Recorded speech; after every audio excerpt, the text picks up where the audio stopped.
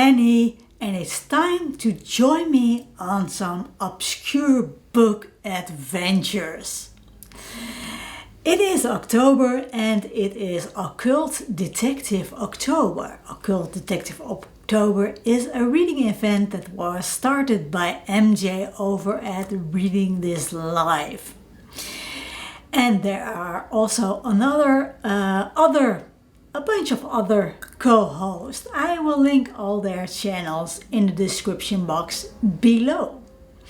If you haven't heard of occult detectives, I never had heard of an occult detective before MJ started this reading event, so I was interested in see what that was.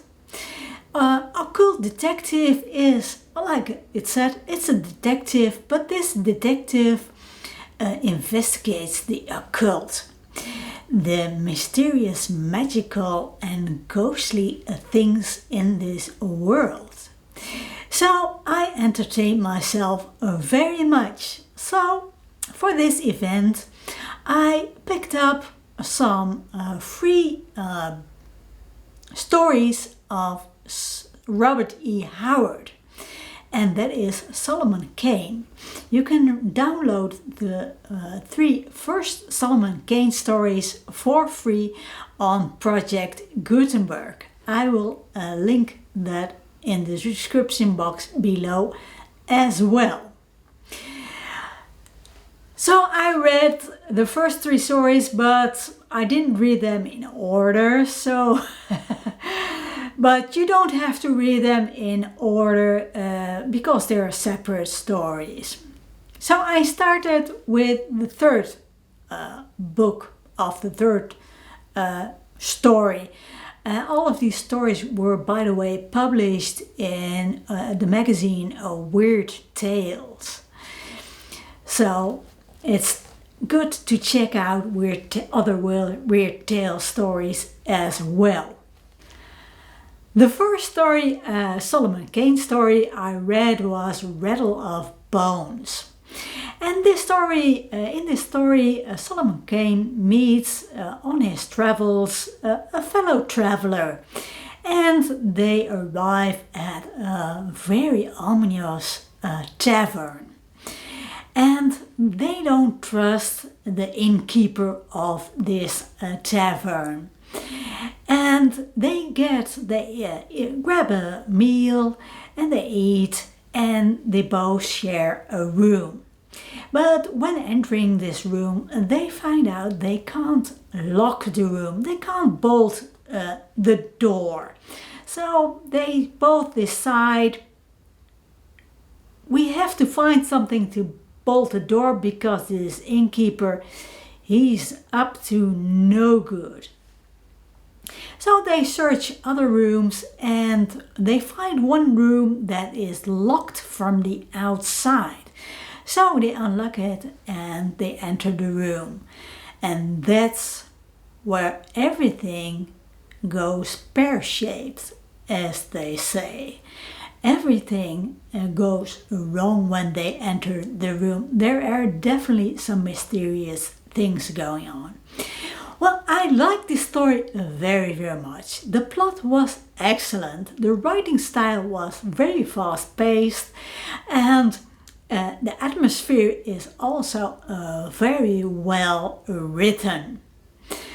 So I enjoyed this story very, very much. Then I read the first story, Solomon Kane story, Red Shadows.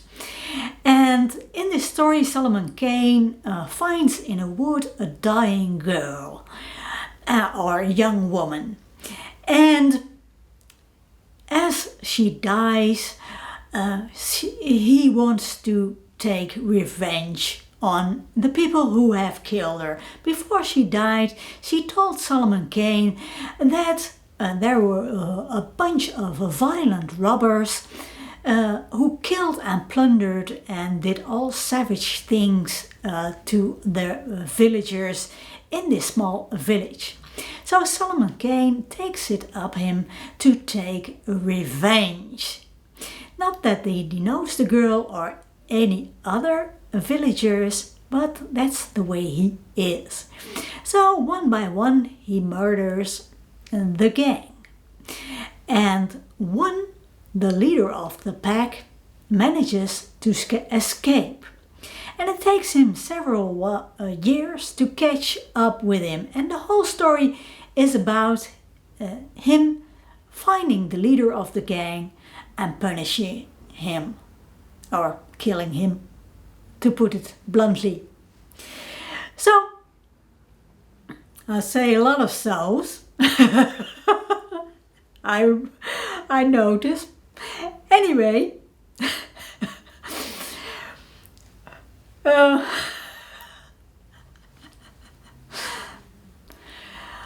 on his journey to find this leader of this gang, there are really some magical things happening.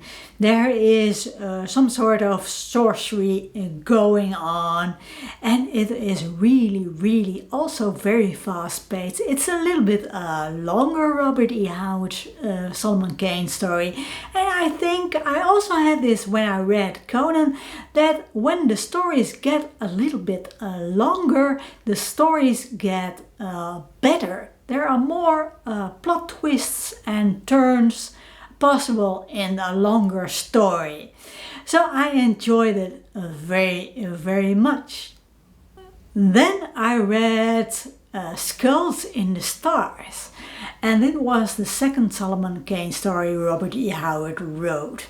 The story is about Solomon Kane. Solomon Kane arrives in a village and he wants to travel to another village. There are two roads to this village, one through the moors and one through a swamp. But the villagers warn him that the road through the moors is haunted. So Solomon Kane wouldn't be Solomon Kane warned it that he had to travel and wanted to travel through the moors and not through the swamp. So he solved that mystery.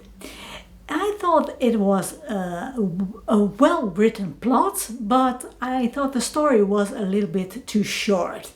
The ending is just an explanation by Solomon Kane how he defeated this ghost. And we don't act, we do see him fighting this ghost, but why the ghost is there and what is going on is only by word of explanation through Solomon Kane.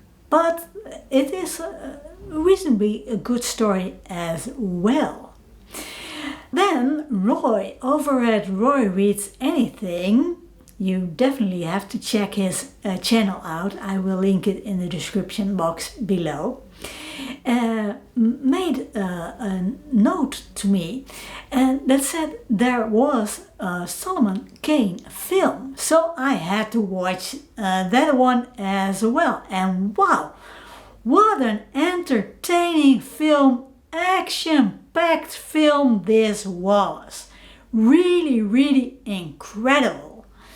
I really enjoyed this film.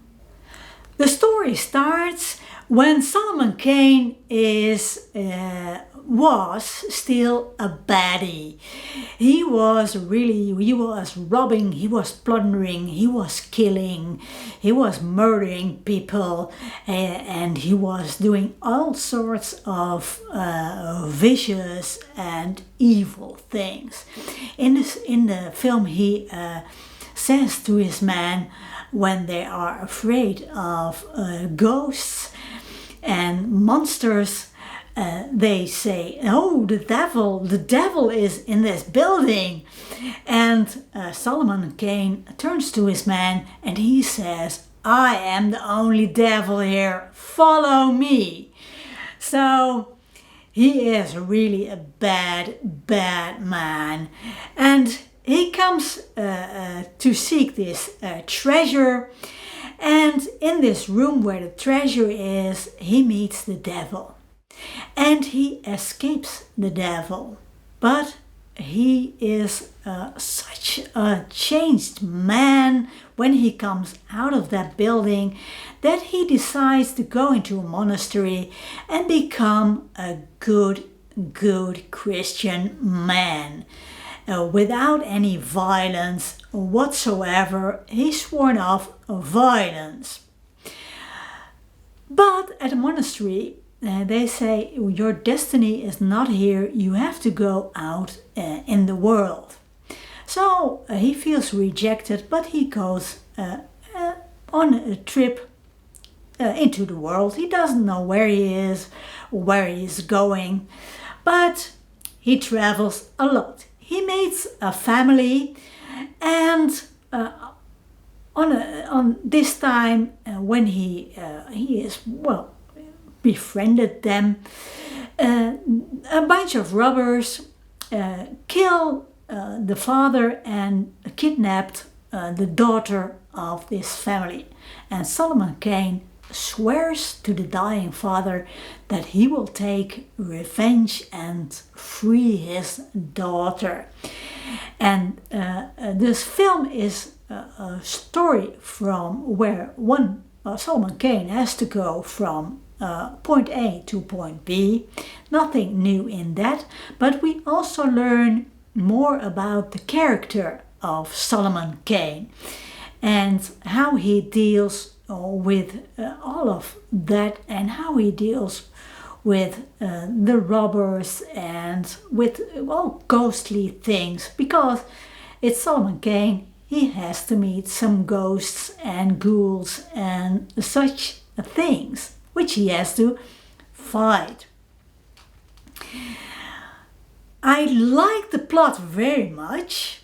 I liked the story very much. It was action-packed, and Bassett, who directed this film, and she also wrote the script, she makes a really excellent film.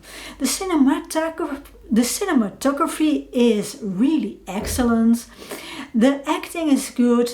The special effects are good, although I think the CGI at the end of the film was a little bit overdone, but this is, well, it's my personal opinion, so that doesn't, not anybody is bothered by that, but it was okay. I wasn't really bothered, but I thought, well, this is a bit of a minus point. And some scenes I thought, do you really have to? Because there is some really graphic violence in this film. But it is really well done, and it isn't glorifying violence, I think not anyway. It is really an excellent film. I can highly recommend this. So, hope you enjoyed this video. Thanks for watching.